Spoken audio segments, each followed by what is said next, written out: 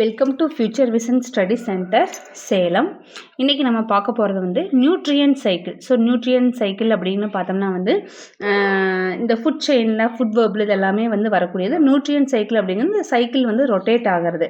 So after that இந்த ஒரு organism இறந்ததுக்கப்புறம் அது எப்படி இதாகுது, அது வந்து டீகம்போசர்ஸ் மூலமாக, அந்த டீகம்போசர் அப்படிங்கிற வேர்டு வந்து நம்ம என்ன சொல்லுவோம், டெட்ரிவோசர்ஸ் அப்படின்னு சொல்லுவோம், இல்லை டிரான்ஸ்ஃபார்மர்ஸ் அப்படின்னு சொல்லுவோம்.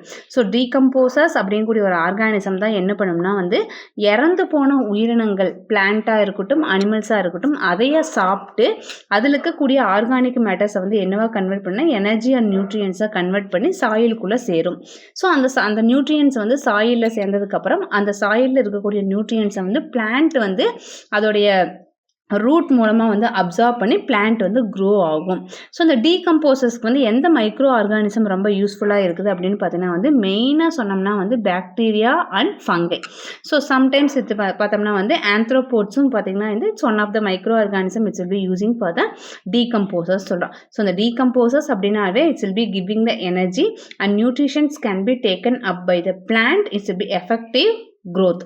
So decomposers including the microorganism pathana bacteria, fungi and anthropods. So do not form a independent tropical level but involving in the recycling waste materials எல்லாமே வந்து tropic levelல இருக்கக்கூடிய waste materials எல்லாமே வந்து clean பண்றது வந்து இந்த decomposers உடைய main work. So they are very essential in the functional ecosystem. It's preventing the loss of the nutrients.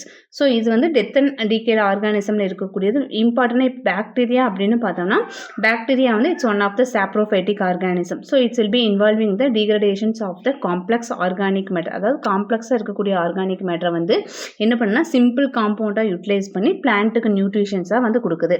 So there are different types of bacteria that feed the different types of organic matter depending on the sets of enzyme produced by bacteria.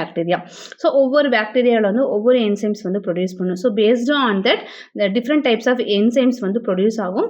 அதை பொறுத்து வந்து அந்த organic matters வந்து என்ன பண்ணும்னா வந்து convert பண்ணுறது நடக்கும். ஸோ இப்போ டீகம்போசர்ஸ் வந்து it's otherwise called as. So நம்ம டீகம்போசர்ஸ் வந்து இட்ஸ் ஆல்சோ நோன் அஸ்.